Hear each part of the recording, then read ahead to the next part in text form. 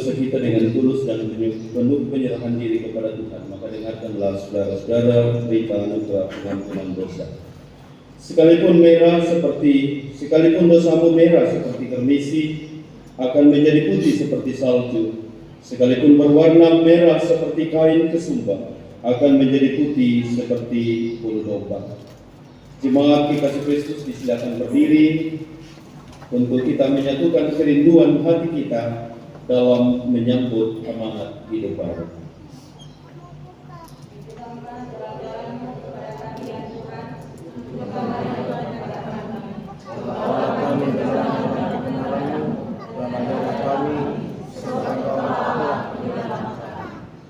Dengarlah amanat hidup baru.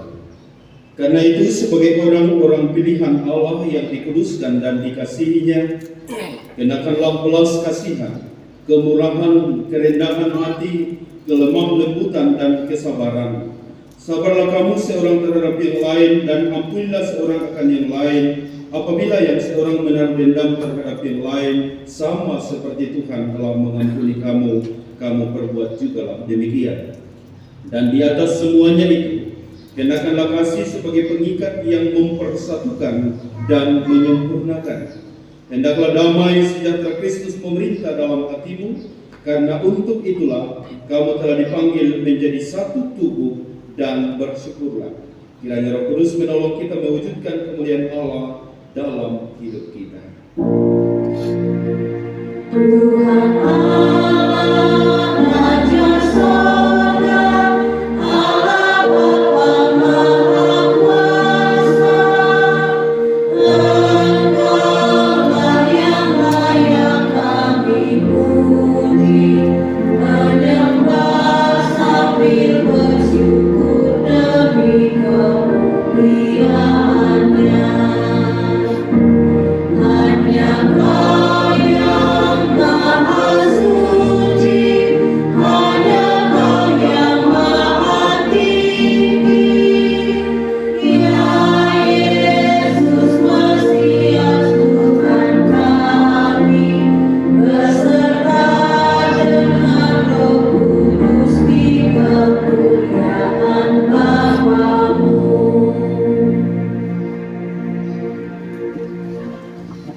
Jemaat yang dikasihi dan diberkati Tuhan, tiba saatnya kita akan membaca dan merenungkan kebenaran firman Tuhan yang terambil dari kitab Perjanjian Lama, kitab Ulangan pasal 7, ayatnya yang ke-1 sampai dengan ayat yang ke-11. Ulangan pasal 7, ayat 1 sampai ayat yang ke-11. Kalau Bapak Ibu sudah mendapatkannya, biarkanlah itu terbuka dan kita mohon pimpinan Roh Kudus untuk menerangi kita, mengerti, memahami dan memperlakukan firman Tuhan dalam kehidupan kita dengan menyanyikan PKJ 15, Kusiapkan Hatiku Tuhan.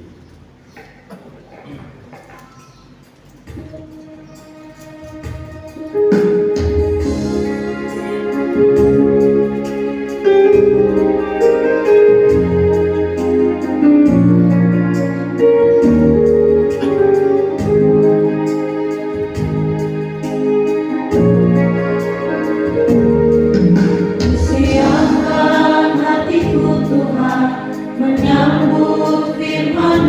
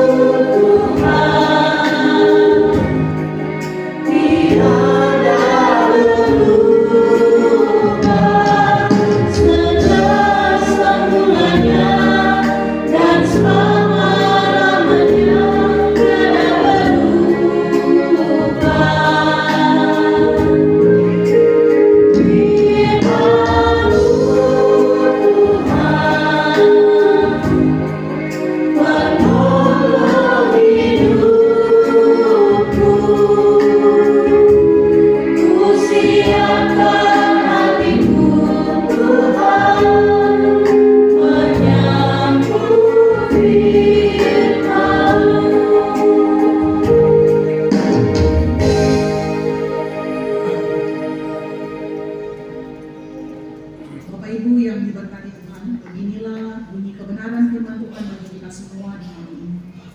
Sikap terhadap penduduk tanah Kanaan. Apabila Tuhan Allahmu telah membawa engkau ke dalam negeri, kemana engkau masuk untuk mendudukinya, dan Ia telah menghalau banyak bangsa dari depanmu, yakni orang Het, orang Girgasi, orang Amori, orang Kanaan, orang Feris, orang Hewi, dan orang Yebus, 7 bangsa yang lebih banyak dan lebih kuat daripadamu, dan Tuhan Allahmu telah menyerahkan mereka kepadamu, sehingga engkau memukul mereka kalah, maka haruslah kamu menumpas mereka sama sekali. Janganlah engkau mengadakan perjanjian dengan mereka, dan janganlah engkau mengasihani mereka. Janganlah juga engkau mengawin dengan mereka. Anakmu perempuan janganlah kau berikan kepada anak laki-laki mereka, ataupun anak perempuan mereka jangan kau ambil bagi anakmu laki-laki, sebab mereka akan membuat anakmu laki-laki menyimpang daripadaku, sehingga mereka beribadah kepada Allah lain. Maka murka Tuhan akan bangkit terhadap kamu, dan Ia akan memunahkan engkau dengan segera. Tetapi beginilah kamu lakukan terhadap mereka: mesbah-mesbah mereka haruslah kamu robohkan, tubuh-tubuh berhala mereka kamu remukkan, tiang-tiang berhala mereka kamu hancurkan, dan patung-patung mereka kamu bakar habis. Sebab engkaulah umat yang kudus bagi Tuhan Allahmu, engkaulah yang dipilih oleh Tuhan Allahmu dari segala bangsa di atas muka bumi untuk menjadi umat kesayangannya. Bukan karena lebih banyak jumlahmu dari bangsa manapun juga, maka hati Tuhan terpikat olehmu dan memilih kamu. Bukankah kamu ini yang paling kecil dari segala bangsa? Tetapi karena Tuhan mengasihi kamu dan memegang sumpahnya yang telah dikerahkannya kepada nenek moyangmu, maka Tuhan telah membawa kamu keluar dengan tangan yang kuat dan menebus engkau dari rumah perbudakan, dari tangan Firaun raja Mesir. Sebab itu haruslah kau ketahui bahwa Tuhan Allahmu dialah Allah yang setia, yang memegang perjanjian dan kasih setianya terhadap orang yang kasih kepadanya, dan berpegang pada perintahnya sampai kepada beribu-ribu keturunan. Tetapi terhadap diri setiap orang dari mereka yang membenci Dia, Ia melakukan pembalasan dengan membinasakan orang itu. Ia tidak bertanggung terhadap orang yang membenci Dia. Ia langsung mengadakan pembalasan terhadap orang itu. Jadi berpeganglah pada perintah, yakni ketetapan dan peraturan yang kusampaikan kepadamu pada hari ini untuk dilakukan. Demikianlah kebenaran firman. Alangkah berbahagianya orang-orang yang mendengarkan dan melakukan firman Tuhan dalam hidupnya. Terpujilah Yesus Kristus. Haleluya. Haleluya, haleluya, haleluya.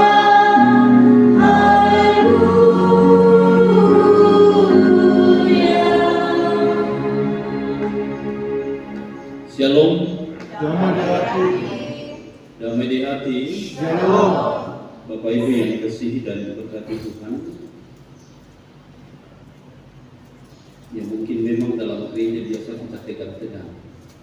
Karena itu saya persilakan Bapak Ibu kasih salam kepada samping kiri kanan. Sampaikan Tuhan mengasihi kamu.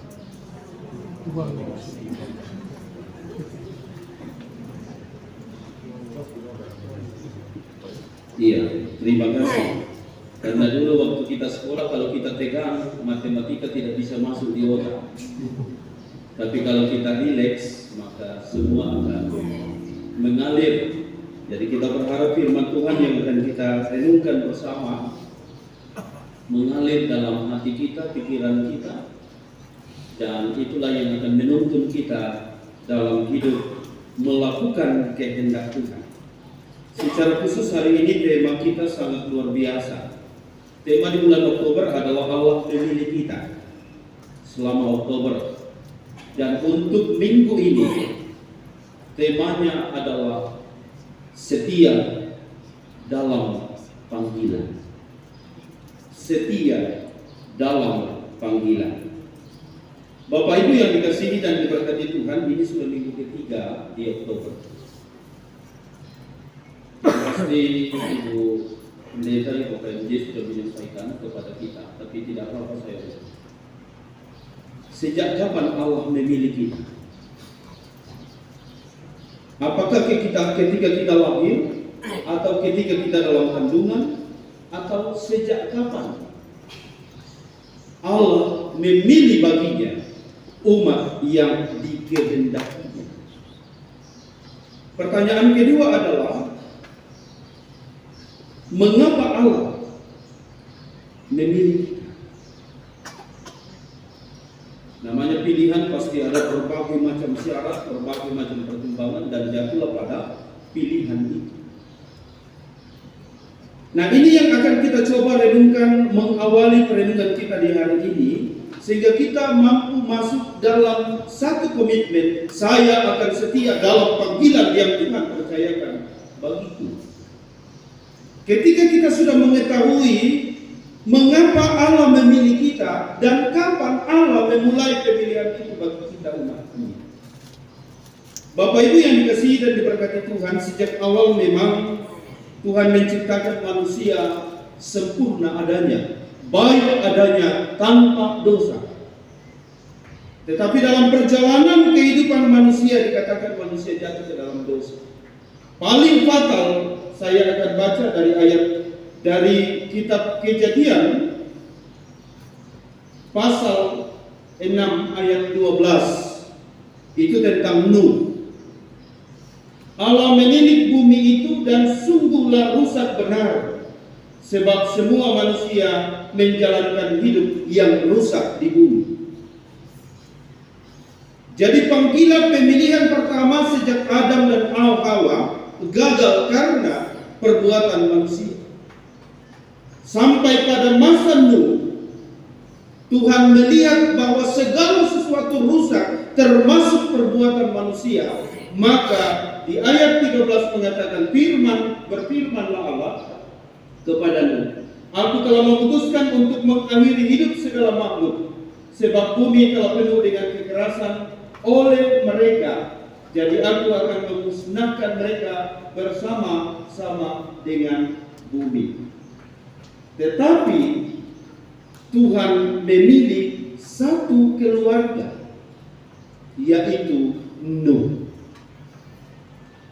Kita tidak mencatat berapa jumlah keluarga, berapa jumlah jiwa pada zaman Nuh. Tetapi yang dicatat hanya keluarga Nuh yang diselamatkan oleh Tuhan. Nah, pertanyaannya kenapa? Jadi dari Nuh kemudian bertumbuh lagi, berkembang biak lagi sampai kepada kita. Satu keluarga yang isinya 8 orang. Nuh dengan istrinya, 3 orang anaknya. Anaknya Nuh siapa? Sem, Ham, dan Yafet. Tiga-tiganya punya istri. Itulah yang diselamatkan, dan karena itu 8 orang yang diselamatkan. Tetapi proses penyelamatan itu berproses. Tidak langsung mengatakan karena engkau setia, maka sekarang aku selamatkan engkau. Nuh disuruh membuat satu bahtera. Pada zaman Nuh, kalau kita baca Alkitab, belum ada hujan. Air yang masuk dari bumi itu adalah resapan dari bawah. Nah, ketika Nuh disuruh buat bahtera, bisa dibayangkan, sesuatu yang bagi Nuh adalah sesuatu yang sangat mustahil, tidak mungkin. Rumahnya juga Nuh jauh dari laut. Contohnya misalnya kami dari Toraja disuruh bikin perahu, mau dibawa kemana perahu itu kalau di Toraja? Ke Makassar saja 300 kilo. Di Palopo masih 100 sekian kilo. Tetapi Nuh disuruh dalam kondisi seperti itu. Dan apa yang dilakukan Nuh? Nuh tidak pernah memberontak, Nuh tidak pernah mengeluh, Nuh tidak pernah menggerutu. Dia lakukan itu dalam kesetiaannya. Alkitab mencatat Nuh membuat bahtera itu 120 tahun. 120 tahun kali 365 hari berapa hari Bapak Ibu? Pasti banyak. Setiap hari orang-orang yang melihat Nuh membuat bahtera, datang mengejek, datang mengolok-olok, datang mengata-ngatai Nuh. Orang bodoh masa membuat bahtera di atas gunung dengan ukuran yang sudah ditentukan oleh Tuhan. Bukan bahtera yang bisa didorong atau perahu yang bisa didorong, tidak. 300 panjangnya, 50 lebarnya, 30 hasta tingginya. Satu hasta itu 45 cm. Jadi kita bisa bayangkan. Panjangnya adalah 300 kali 45 cm. Itu panjang bahtera. Lebarnya 50, tingginya 30. Itu dibuat Nuh selama 120 tahun. Nuh setia walaupun diolok-olok, walaupun diejek, walaupun dikata-katai. Tetapi karena panggilan perintah Tuhan, maka dia setia. Maka karena itu Nuh menjadi keluarga yang dipilih Tuhan. Pemilihan yang kedua terjadi dalam Kejadian pasal 12, pemanggilan Abraham. Yang diawali dengan Abraham dipanggil dari Ur Kasdim ke tempat yang dia tidak kenal. Tetapi karena ketaatannya, Abraham ini adalah orang kaya. Kalau Bapak Ibu misalnya punya barang di sini, punya mobil 4 atau 5, tiba-tiba Tuhan bilang, kamu pergi ke Nigeria sana, ke Afrika, tanpa membawa apa-apa. Bapak Ibu mau? Pasti pikir-pikir bahwa itu apa ke sana? Saya tidak ada orang saya kenal di sana. Kita tidak tahu bagaimana kondisi di sana. Tapi apa yang dilakukan Abraham? Abraham tidak berbantah-bantah. Dia setia. Ketika dia dipanggil Tuhan, dia berangkat. Dan karena itulah dia disebut sebagai Bapa leluhur. Bapa leluhur bangsa Israel berapa orang? 3. Siapa saja? Salah satu tadi Abraham, Ishak, Yakub. Ya, kita belajar sedikit pengetahuan Alkitab.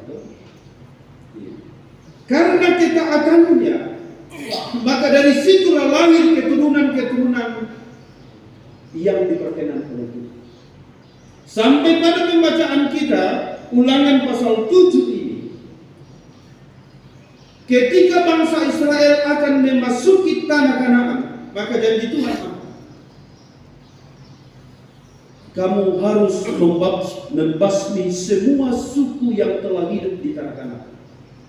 Tidak ada yang boleh kawin-mawin dengan mereka. Tidak ada yang boleh menyembah patung mereka. Harus dihanguskan semuanya. Itu dalam pembacaan kita pasal 7 ayat 1 sampai dengan pasal yang ke-5. Nah, pasal yang ke-6 ayat yang ke-6 yang menjadi introitus kita, sebab engkaulah umat yang kudus bagi Tuhan. Nah, pertanyaan kedua adalah mengapa Allah memilih kita? Pertanyaan pertama tadi saya sampaikan, sejak kapan kita dipilih oleh Allah? Ketika Adam, Nuh, dan Abraham. Dan sekarang, mengapa Allah memilih kita? Dalam pembacaan kita ayat 8 dikatakan, tetapi karena Tuhan mengasihi kamu dan memegang sumpahnya yang telah diikrarkannya kepada nenek moyangmu. Jadi itu alasan mengapa Tuhan memilih kita. Ayat 7 mengatakan bukan karena bangsa Israel lebih besar dari 7 bangsa yang telah mendiami tanah Kanaan, tidak. Tetapi karena Tuhan mengasihi kamu dan memegang janjinya kepada nenek moyang. Kita masuk dalam silsilah rohani keturunan Abraham.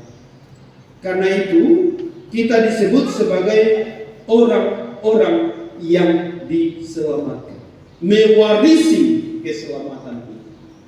Nah, dalam kehidupan kita ini, kita pindah ke setia dalam panggilan. Ada 3 panggilan dalam kehidupan ini yang bersifat menyeluruh. Yang pertama, panggilan pertobatan.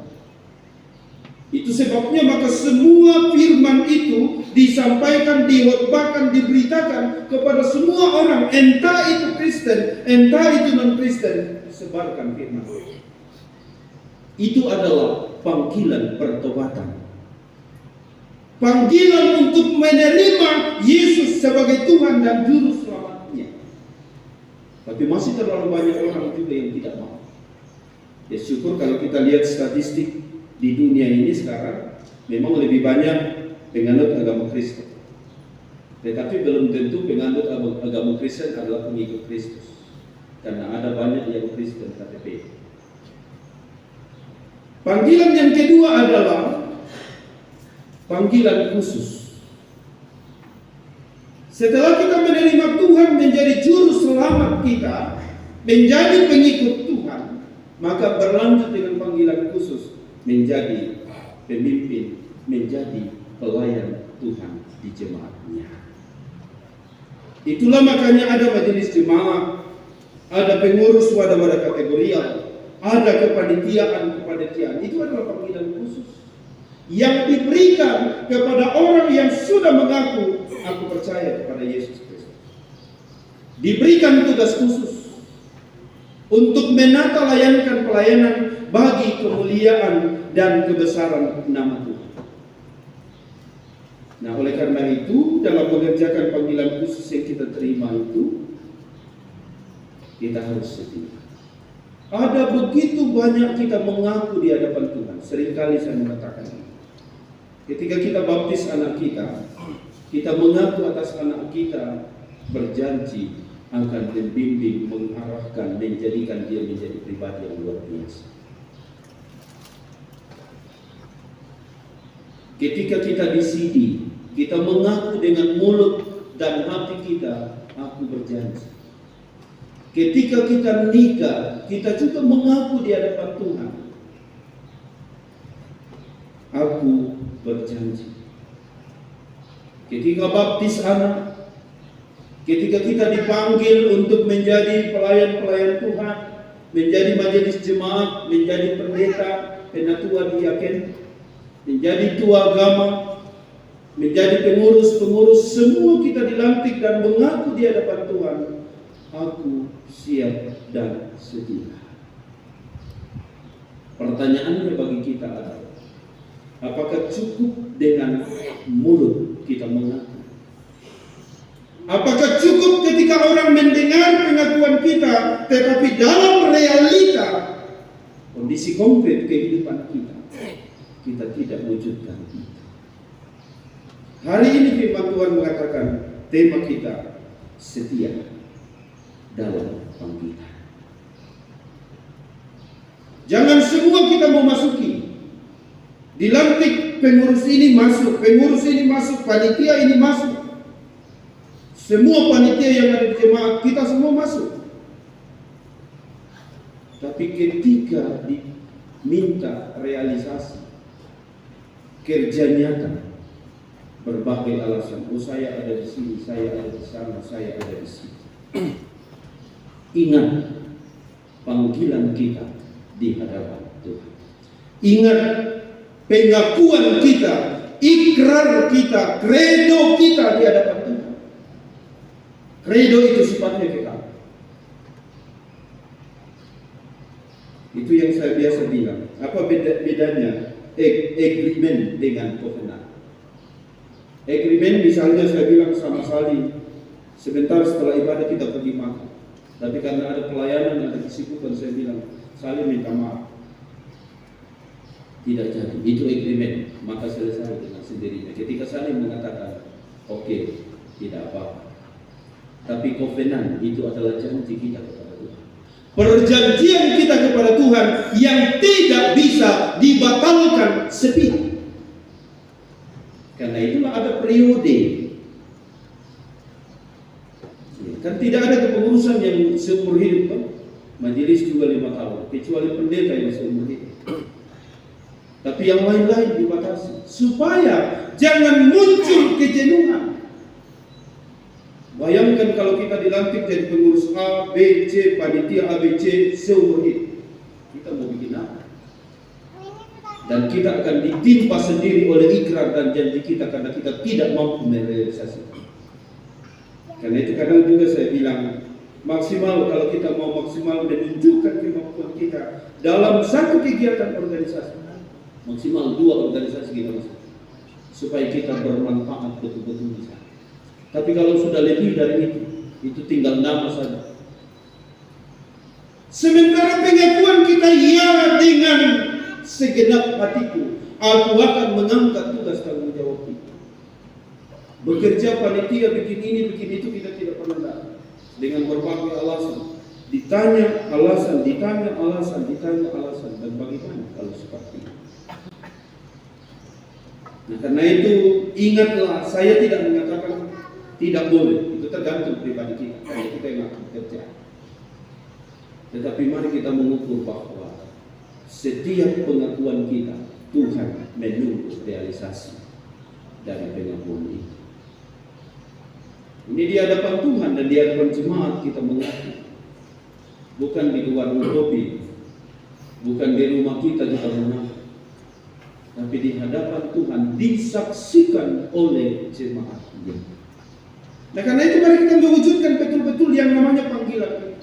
Panggilan yang ketiga, ini adalah panggilan yang mutlak, yang berlaku untuk semua, tidak ada pilihan. Panggilan untuk kembali ke rumah Bapa itu. Panggilan untuk menikmati yang namanya kematian. Tidak ada orang yang bisa mengelak dari itu. Dan ini bukan pilihan, ini keharusan. Nah, karena itu mari kita wujudkan panggilan pertama tadi, panggilan kedua tadi, sebelum panggilan ketiga yang kita tidak tahu kapan akan datang. Ada satu ilustrasi yang pernah, mudah-mudahan Bapak Ibu masih ingat. Saya tidak tahu di sini saya katakan atau di tempat. Ada seorang pemuda yang punya potensi yang luar biasa. Kalau dibilang menyanyi, dia pintar menyanyi, melatih pintar. Pokoknya dia punya potensi luar biasa. Karena potensi itulah, maka dia diminta oleh pengurus, tapi semuanya dia tolak. Dan akhirnya dia sakit. Ketika dia sakit, Pak Pendeta datang membawa, ya, ilustrasi itu namanya sekuntum bunga mawar yang lain. Pak Pendeta datang membawa sekuntum bunga mawar, tapi sudah layu. Jadi waktu dia datang, pemuda itu lihat Pak Pendeta datang. Dia berteriak, Pak Pendeta tolong doakan saya. Pendeta taruh bunga itu di tempat lain dan dia maju ke pasien, ke anak muda itu. Itu permintaan pertama, tolong Pak Pendeta doakan saya. Pak Pendeta belum berdoa. Dia ulang lagi, Pak Pendeta tolong doakan saya. Saya berjanji akan melakukan apa yang Tuhan mau. Pak Pendeta juga belum berdoa. Dia ulang sekali lagi. Sudah itu Pak Pendeta bilang, tadi kamu minta saya berdoa 3 kali, baru saya berdoa. Kenapa saya bawa sekuntum bunga mawar yang lain? Kamu ingat tidak? Beberapa tahun yang lalu, ketika kamu bergabung di gereja, pemuda mengharapkan kamu jadi pelatih paduan suara. Kamu bilang, saya masih fokus ke kuliah. Nanti setelah kuliah baru saya bergabung. Setelah selesai kuliah, pengasuh sekolah minggu datang kepada dia, bisa bantu untuk mengasuh sekolah minggu karena kamu sangat kreatif. Dia bilang, saya ini baru diterima di satu perusahaan, jadi saya harus fokus di sana. Berlanjutnya beberapa waktu, akhirnya orang bilang, ini punya karunia bisa jadi majelis, datanglah ke sana. Dan dia bilang, ini lagi saya punya karir lagi, stop-stopnya. Jangan banyak saya dulu. Nah, di tengah-tengah kondisi karir yang memuncak itu, dia mengalami sakit yang begitu. Memang dalam ilustrasi itu tidak disampaikan apakah pemuda itu meninggal atau sembuh. Tetapi yang menjadi fokus bagi kita, pelajaran kita bagi kita adalah jangan pernah menunda waktu Tuhan. Waktu Tuhan dan waktu manusia sangat berbeda. Jangan kita mengatur nanti setelah ini, setelah itu, setelah ini, setelah itu. Tapi Tuhan mengatakan waktumu sudah berakhir bagiku. Karena itu sekali lagi, jangan pernah tawar-menawar dengan Tuhan. Jangan pernah menunda waktu terbaik yang Tuhan ingin engkau nyatakan bagi. Karena itu mintalah selalu petunjuk kepada Tuhan. Bagaimana supaya kita mampu mewujudkan kesetiaan kita dalam panggilan kita? Satu saja resep, selalu minta petunjuk kepada Tuhan. Kalau kita mau mengandalkan pikiran, kekuatan otak kita, kemampuan kita untuk menjalankan pelayanan dalam gereja, belum 5 tahun kita sudah mundur.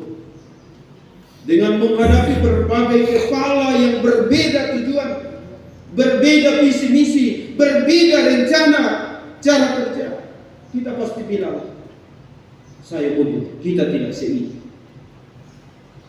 Tetapi ketika kita meminta petunjuk kepada Tuhan bahwa kami bekerja bukan untuk kami, tapi adalah untuk kemuliaan Tuhan, berikan kami hikmah.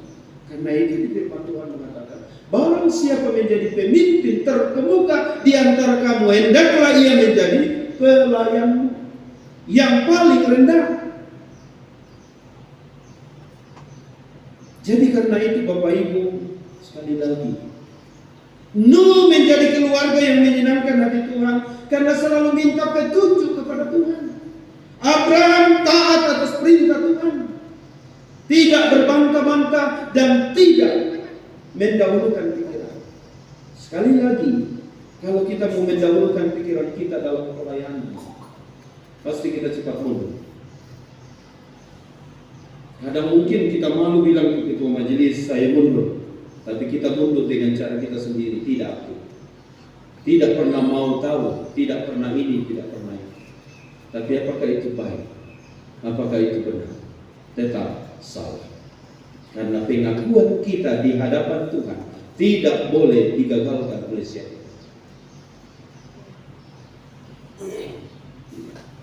Nah, oleh karena itu minta sekali lagi, mari kita minta petunjuk kepada Tuhan. Kenapa Tuhan memanggil kita untuk melakukan kehendaknya? Dalam petunjuk hidup baru kita tadi dikatakan, hendaklah damai sejahtera Kristus memerintah dalam hatimu, karena untuk itulah kamu dipanggil. Kita dipanggil oleh Allah untuk menikmati damai sejahtera Tuhan. Kalau dalam kehidupan kita yang ada adalah benturan, yang ada adalah keributan, yang ada adalah percekcokan, berarti panggilan kita belum selaras, belum searah dengan tujuan Tuhan memanggil kita.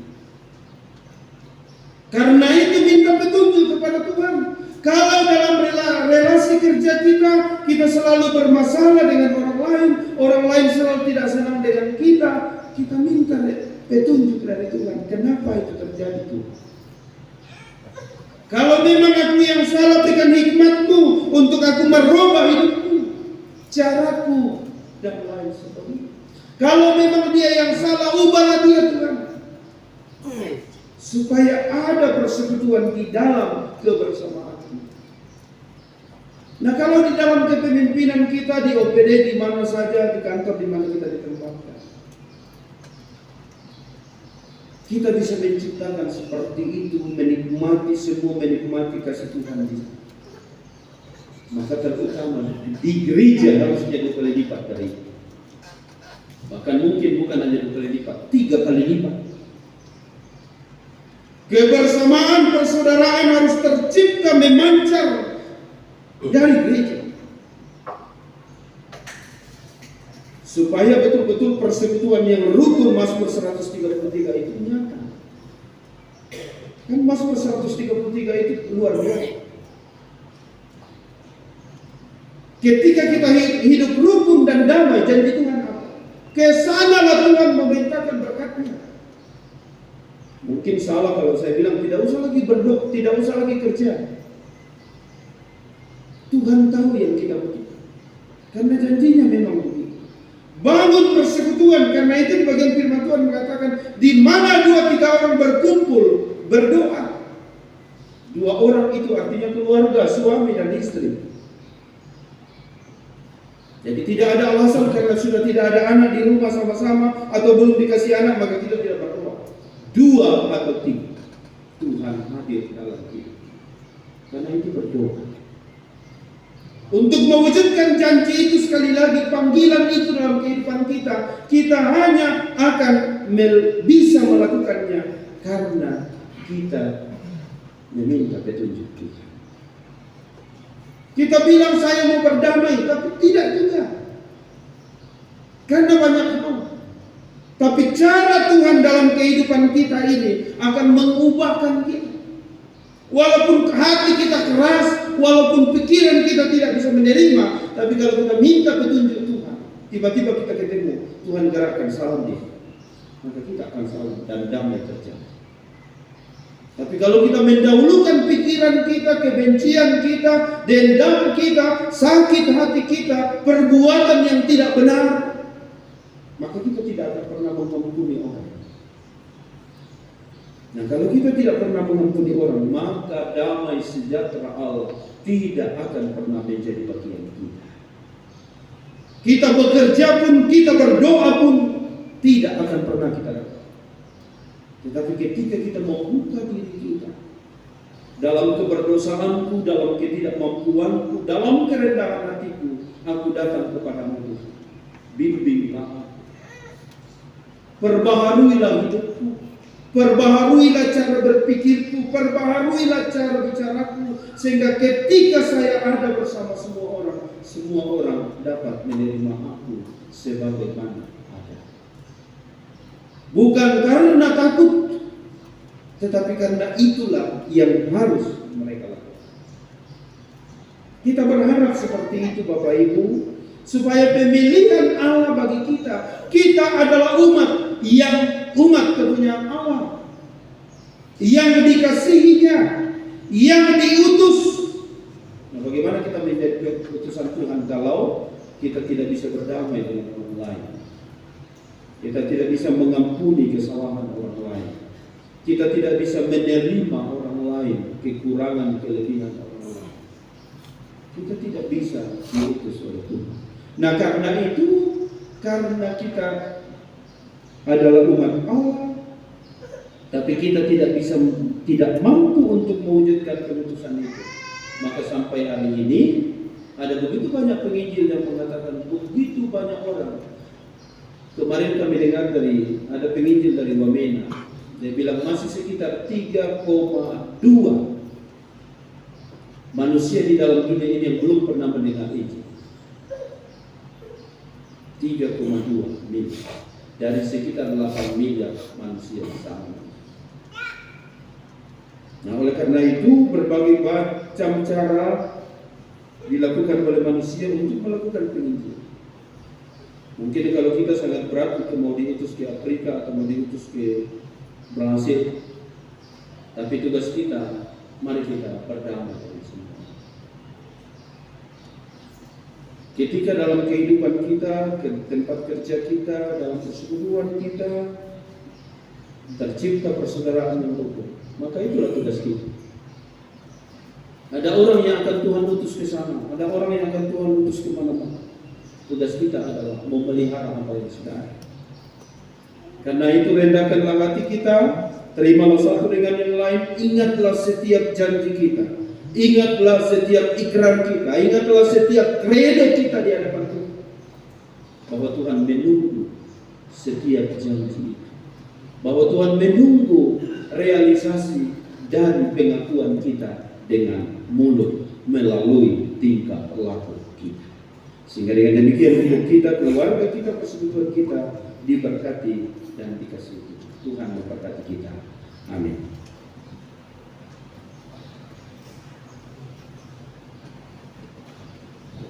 Jemaat yang dikasihi dan diberkati Tuhan, kita akan bersama-sama berdiri. Kita mengikrarkan pengakuan iman Athanasius.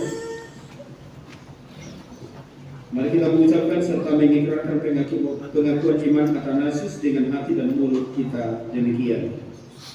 Barang siapa hendak menjadi selamat, pertama ia harus pegang iman yang am.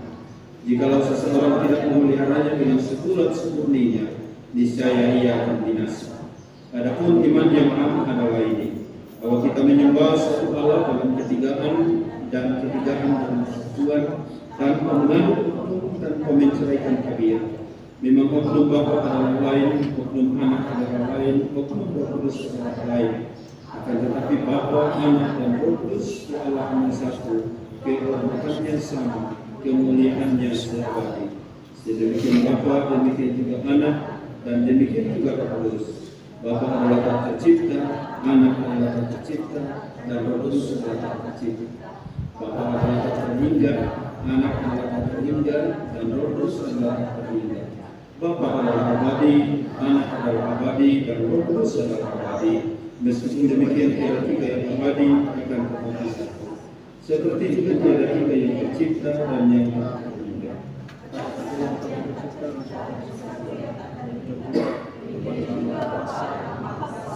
Anak adalah berkuasa dan Roh Kudus adalah berkuasa. Meskipun demikian tiada tiga yang berkuasa, tetapi satu yang berkuasa. Demikian juga Bapa adalah Allah, Anak adalah Allah, dan Roh Kudus adalah Allah.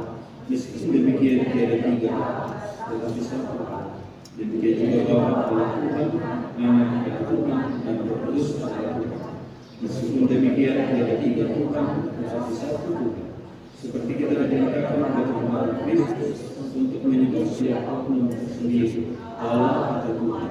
Demikian juga kita dilarang dengan iman untuk mengatakan ada tiga atau satu. Bapa tidak dibuat dan tidak diciptakan dan tidak terlanak. Anak adalah anak dari Bapa, tidak dibuat dan tidak diciptakan, akan tetapi diteranakan. Roh Kudus adalah dari Bapa dan Anak, tidak dibuat dan tidak diciptakan, tetapi keluar. Dengan demikian adalah satu Bapa, bukannya tiga Bapa, satu Anak, bukannya tiga Anak, satu Roh Kudus, bukannya tiga Roh Kudus. Dan di dalam Tritunggal tiada yang lebih dahulu atau lebih kemudian, tiada yang lebih tinggi atau lebih rendah, akan tetapi tiga oknum semua seabadi dan semua sama. Hingga di mana terdapat seperti di atas telah dikatakan, di dalam ketigaan kesatuan dan dalam kesatuan ketiga. Oleh karena itu, harus demikian keyakinannya akan ditentukan. Dan tetapi keselamatan yang kekal perlu juga Tuhan kita Yesus Kristus telah menjadi manusia. Dengan demikian iman yang benar ialah bahwa kita percaya dan mengakui bahwa Tuhan kita Yesus Kristus adalah Allah dan manusia. Ialah Allah dan hakikat Bapa, diperanakan sebelum segala sesuatu, dan Dialah dalam hakikat dunia, lahir dari sana, Allah yang sempurna dan manusia yang sempurna, dengan jiwa kali sama dengan Bapa dalam kebenarannya, lebih rendah daripada Bapa dalam kemanusiaannya. Meskipun Dia Allah dan manusia, Ia bukan dua melainkan satu Kristus. Dan tetapi Ialah satu bukan dengan mengubah ketuhanannya yang berbeda, melainkan dengan mengenakan kemanusiaannya dalam Dia. Satu sekali-kali kembali dan mengandung hakikat, melainkan dengan kesatuan Allah. Oleh karena seperti jiwa ahli dan daging adalah manusia satu, demikian juga Allah dan manusia adalah satu Kristus yang telah menderita untuk keselamatan kita.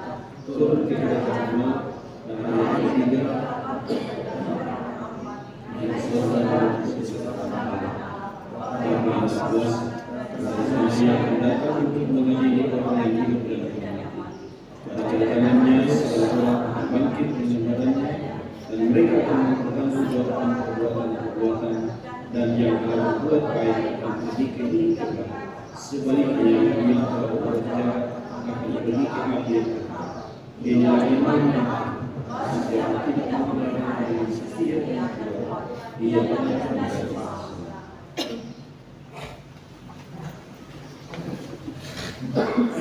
Disilakan kepada Solo kepada Ketua.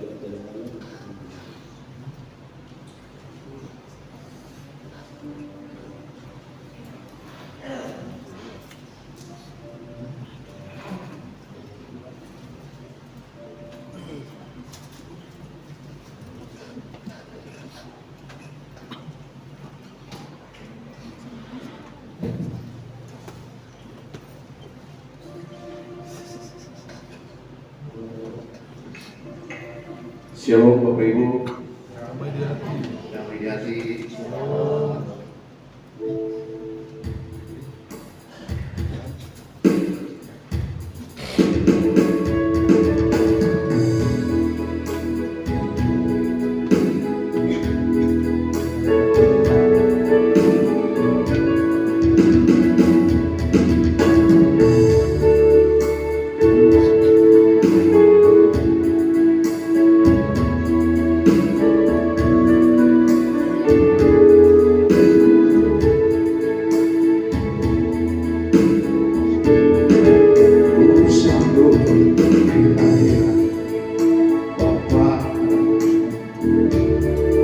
Dalam setiap langkahku,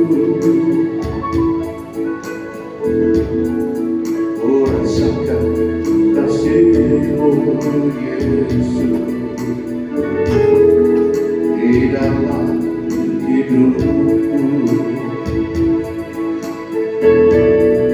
Ku minta kepadamu Bapa,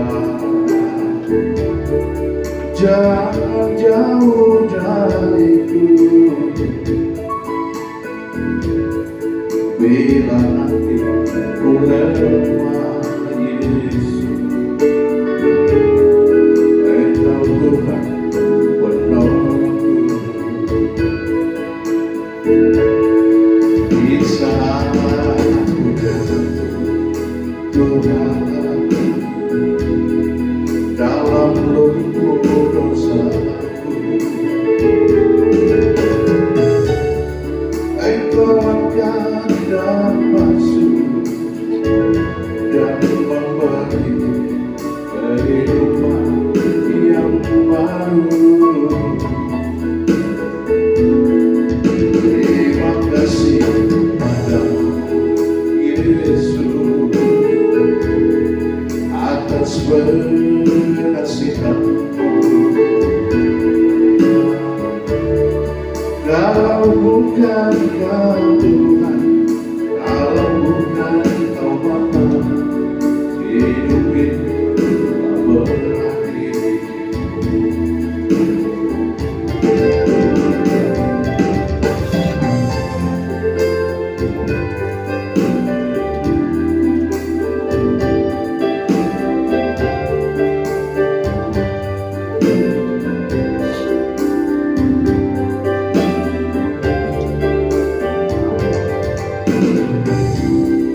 Ku minta kepadamu Bapa, jangan jauh dariku. Bila nanti ku lemah Yesus, Engkau Tuhan menolongku. Di saat aku jatuh Tuhan dalam lumpur dosaku,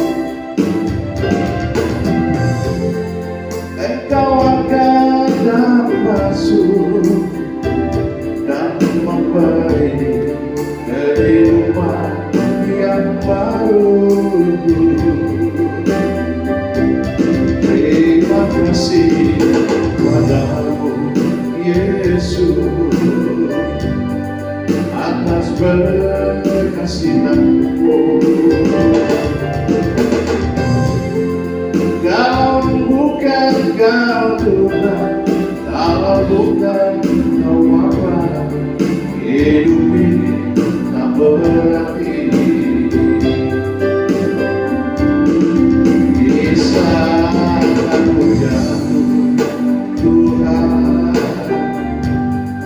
dalam Roh Kudus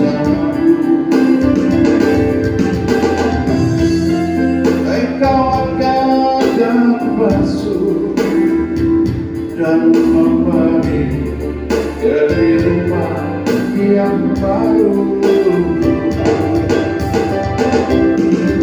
Terima kasih padamu Yesus atas pengasihan-Mu.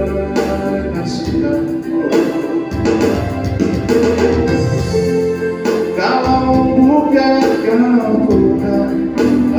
bukan apa-apa, hidup ini tak berarti. Kalau bukan apa-apa, hidup ini tak berarti.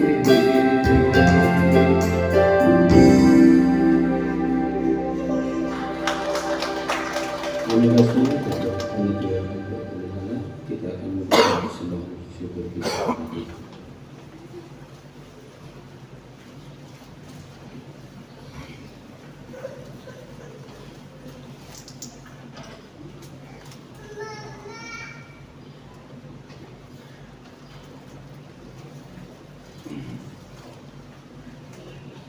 Jemaat, sebelum kita memberi tanda kasih lewat persembahan syukur ini, terlebih dahulu dengarkanlah ajakan untuk memberi.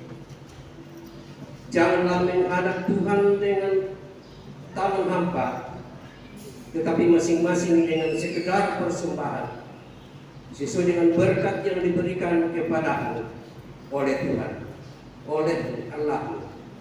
Dalam Ulangan 16 ayat 16b sampai 17.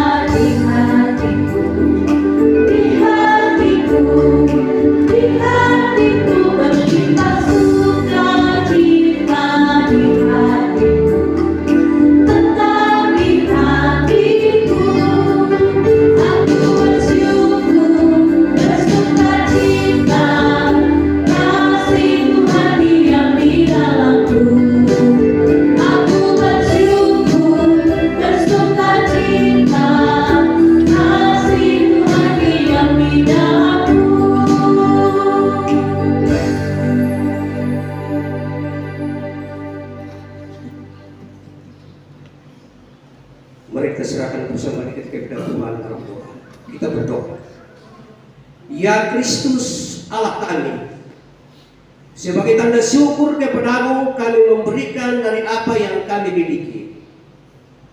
Berkati persembahan ini, kiranya berkenan bagi perluasan pekerjaanmu di muka bumi ini. Amin.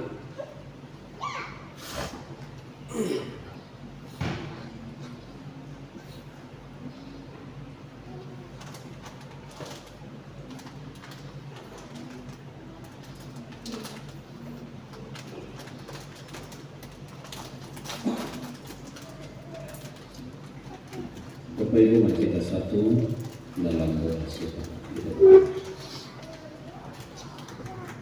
Terpujilah Engkau Bapa kami dalam Yesus Kristus, buah iman kami dalam pelayanan yang Tuhan percayakan bagi kami.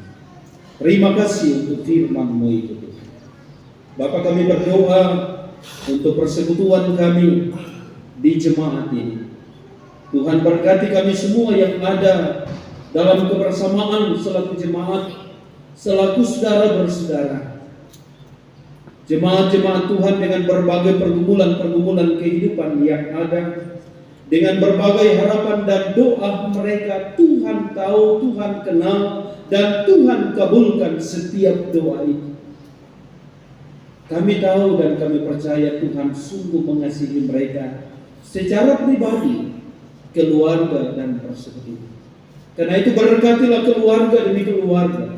Berkatilah dalam seluruh tugas tanggung jawab dalam bentuk apapun yang Tuhan sudah percayakan untuk mereka tekuni, sehingga lewat pekerjaan itu berkat-Mu akan Engkau limpahkan bagi mereka. Berkati anak-anak kami semua, berkati orang tua kami, berkati semua orang yang kami kasihi. Pekerjaan dan harapan doa kami, biarlah Tuhan sendiri yang mengabulkannya. Bapa, terima kasih. Berkati semua program-program kerja yang ada di jemaat ini, mulai dari program pengasuh, pengurus par, pemuda, perwata, perpri, perlansia, program majelis jemaat, program kepanitiaan, program pengembangan dan berbagai panitia yang ada, juga program-program dari Badan Pengawas Perbendaharaan. Karena itu diberkatilah semua yang telah menerima panggilan itu. Diberkatilah semua mereka yang telah mengaku di hadapan-Mu akan setia dan mampu untuk mengerjakannya dalam tuntunan dan kuasa Tuhan. Nikmati mereka dengan kekuatan, damai sejahtera, sukacita, sehingga dalam tugas bersama, dalam persekutuan milik-Mu ini, mereka akan bersinergi.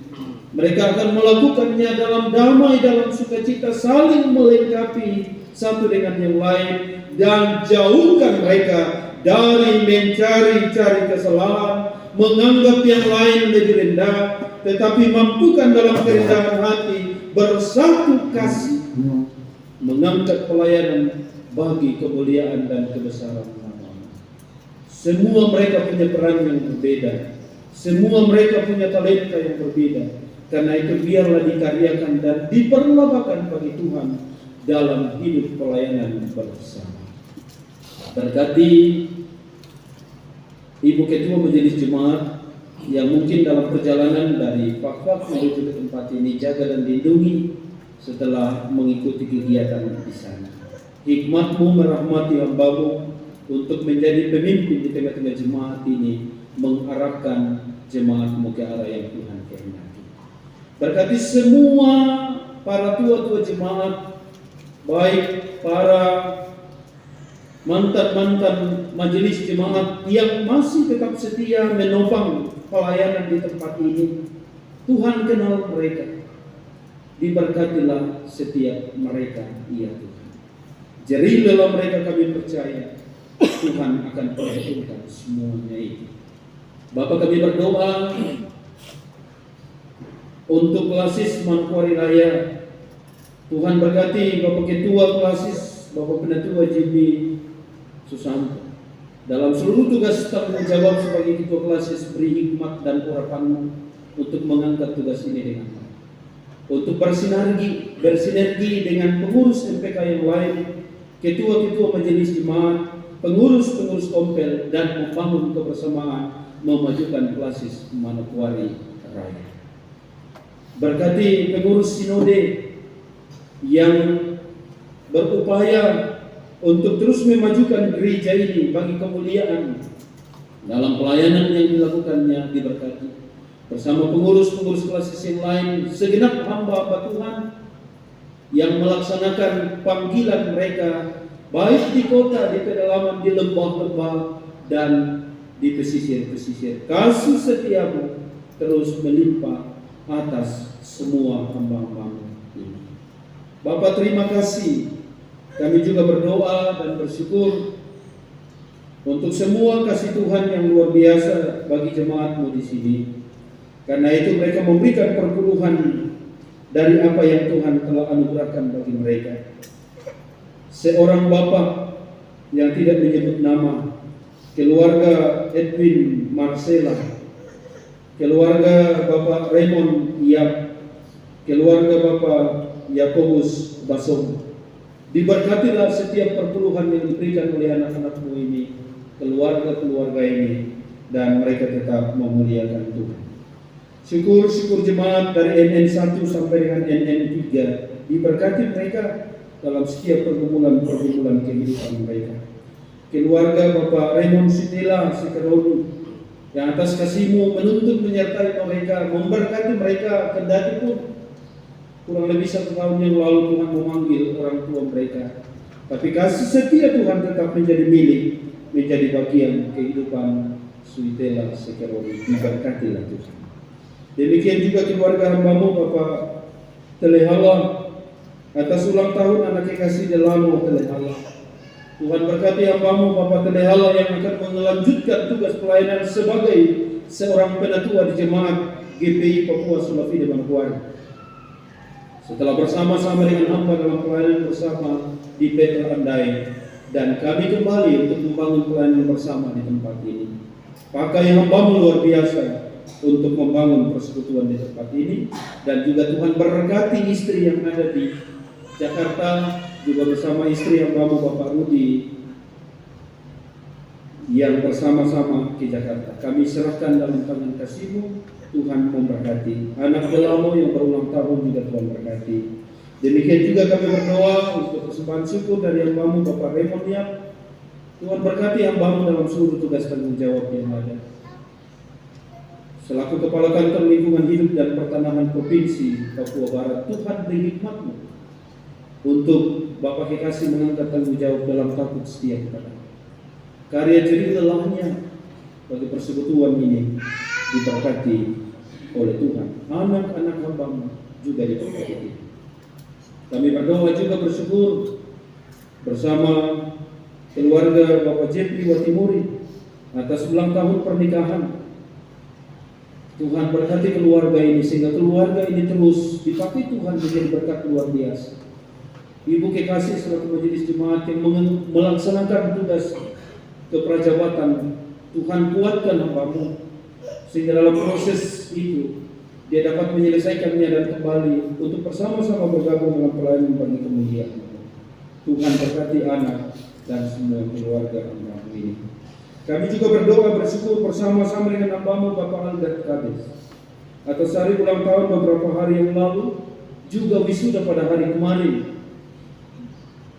Terima kasih Tuhan sudah menjawab doa hamba-Mu dan telah dinyatakan sebagai master komputer. Tuhan dalam karya kerja dalam masa depan hamba-Mu bersama istri dan anak-anak, Tuhan berkati hamba-Mu ini. Juga selaku tua agama, pakai dia luar biasa untuk menjadi saluran berkat dalam fokus kesetiaannya mengerjakan apa yang Tuhan percayakan bagi hamba-Mu ini. Kami berdoa juga untuk anak-anak kami dan saudara-saudara kami yang akan berulang tahun dalam minggu ke depan. Anak Weina Sarah R. Kabes hari ini, Ibu Krismel Patiwai Lopia, anak Gamaliel Patikayatu, anak Antonius R. Sumalinggi, Bapak Kreisel Talabesi, dan Bapak dan keluarga R. Pasanea. Tuhan sempurnakan sukacita hari ulang tahun saudara-saudara kami, anak-anak kami, bahkan keluarga yang ada. Kami juga berdoa untuk orang tua kami dalam jemaat ini. Oma Yap, Opa Tuhumuri, Oma Hunlean, Oma Lilin Nuhu, Oma dan Opa Patalola, dan para orang tua kami yang lain. Kasih-Mu melimpah, dan biarlah dalam sukacita, dalam kesetiaan yang Tuhan anugerahkan, walaupun fisik lemah, tapi kami percaya iman semakin kokoh dan bertumbuh dalam kasih dan sayang Tuhan. Berkatilah para orang tua kami dalam kelemahan dan kekurangan yang ada. Kami berdoa untuk jemaatmu yang dalam kelemahan tubuh, Ibu Diaken Atika Maela dan Ibu Diaken Nugroho. Tuhan memberkati semua proses yang dijalani. Bahkan saudari kekasih kami Medlin ini, sakit apapun yang didiagnosa oleh dokter, kami percaya Tuhan yang akan berperkara di atas semua. Bukan masalah berat, bukan masalah ringan penyakit itu, tetapi yang menjadi persoalan seberapa kami percaya dan kuat dalam iman. Tuhan sanggup melepaskan dari setiap ujian-ujian. Sehingga dengan iman percaya itu kami imani mujizat-Mu nyata dan kesembuhan menjadi milik saudara-saudara kami. Karena itu teguhkanlah iman mereka. Jangan pernah kecewa, jangan pernah putus asa, tetapi kuatkan ya Allah. Karena itu mereka akan keluar sebagai pemenang karena pertolongan, kasih dan sayang Tuhan yang sungguh. Tuhan memberkati semua karya pelayanan kami hari ini. Kami juga berdoa untuk Ibu Satriani Empa dan Dilino yang ada bersama dengan kami hari ini dalam ibadah. Tuhan berkati dalam pelayanan tanggung jawab di pintu ini bersama suami. Kasih-Mu melimpah atas hamba-Mu dan keluarga. Kami pun berdoa dan menopang pemerintah kami, mulai dari pusat sampai ke pelosok-pelosok daerah. Presiden, wakil presiden, kabinet, Kapolri, Panglima, DPR, dan semua pengambil keputusan di Jakarta diberkati. Secara khusus di tanah Papua, Tuhan berkati semua gubernur yang ada untuk bersinergi memajukan tanah Papua dan tanah Papua menjadi surga kecil di bumi Indonesia. Berkati Bapak Domingus Mendaca bersama Bapak Muhammad Lakukan selaku pimpinan kami di Papua Barat yang memiliki hati seorang murid yang takut kepada Tuhan. Beri hikmat-Mu kekuatan kesehatan untuk melaksanakan tugas tanggung jawab yang luar biasa untuk kemajuan Papua. Juga kami berdoa untuk hamba-Mu Bapak Bupati Kabupaten Manokwari, Bapak Heru Sindo bersama wakil. Tuhan nyatakan kuasa dan kasih. Berkati semua Forkopimda, baik Provinsi Papua Barat, Kabupaten Manokwari, pimpinan-pimpinan OPD Provinsi dan Kabupaten, seluruh yang ada dalam pelayanan bersama. Kasih-Mu melimpah atas kehidupan bersama. Terima kasih untuk pujian dari Bapak Albert Kelehal. Diberkati. Semua rencana pelayanan ke depan kami serahkan dalam tangan kasih. Dimanapun Tuhan utus kami, pakailah kami menjadi saluran Tuhan. Pelayanan ibadah pada kategorial sektor unit diberkati Tuhan. Siapkan kami untuk mengambil bahagia dan nama-Mu dipermuliakan. Jika sebentar kami kembali ke rumah kami, perlindungan penyertaan Tuhan sempurna menjadi bagian kami. Sempurnakan doa kami. Kami semua bawa hanya di dalam dan melalui anak Yesus Kristus, Tuhan dan Juru Selamat kami. Kami berdoa dan kami mengucap syukur kepada Bapa di surga. Amin.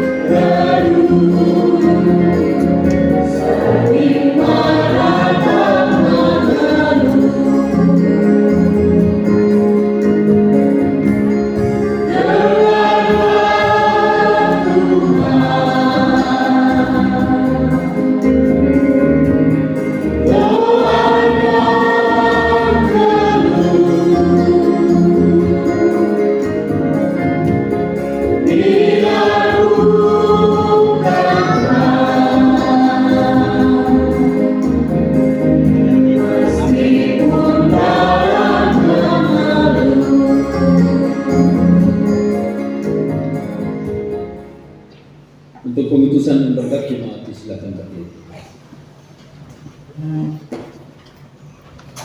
Marilah kita pulang dan menjadi saksinya di tempat kita berada.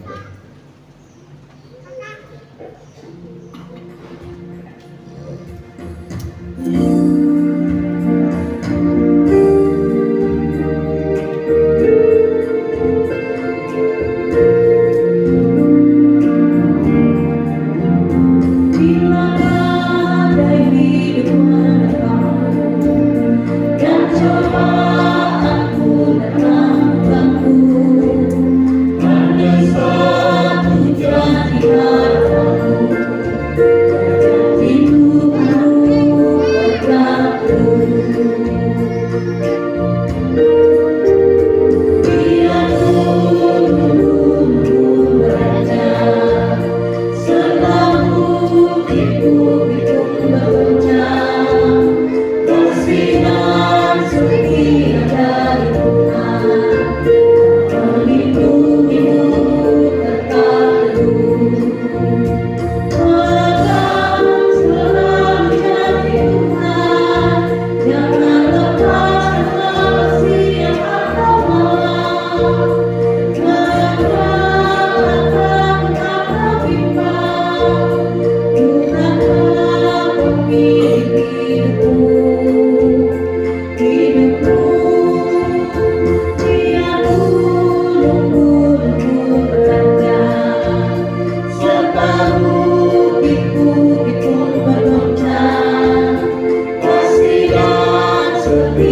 dari Tuhan, melindungimu tetap teguh, melindungimu tetap teguh.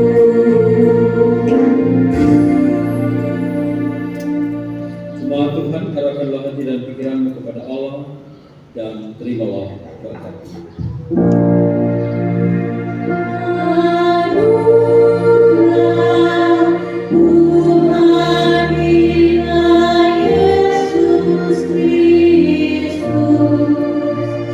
pengasihan Allah, persekutuan dalam Roh Kudus, kiranya menyertai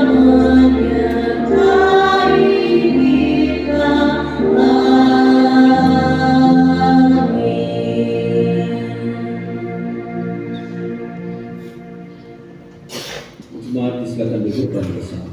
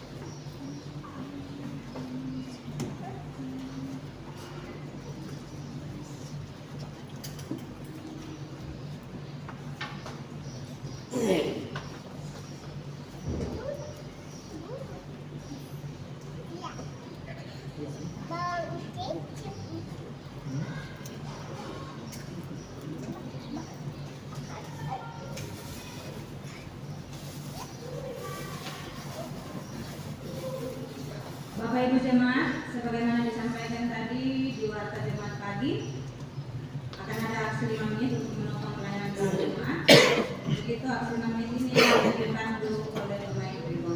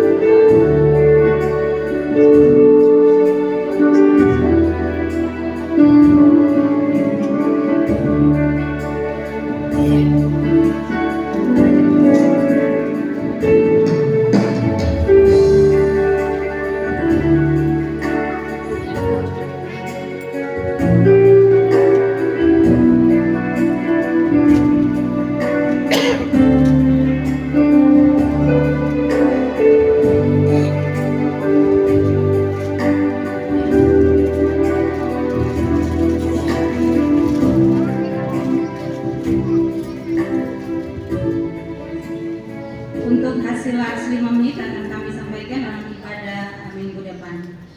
Atas nama jemaat kami mengucapkan terima kasih kepada hamba Tuhan Bapak Pendeta Nurdin MTH yang boleh melayani kami dalam ibadah minggu pagi ini. Tuhan yang mempunyai pekerjaan ini selalu memberkati Bapak dalam tugas tanggung jawab pelayanan bersama dengan kehidupan keluarga dalam tugas tanggung jawab dari hari lepas hari. Pun juga bagi kita sekalian, Tuhan selalu memampukan kita, melayakan kita dalam pusku kerja dan tugas tanggung jawab pekerjaan kita dalam pusku kerja yang baru. Saya menjemput kita sekalian bangkit berdiri.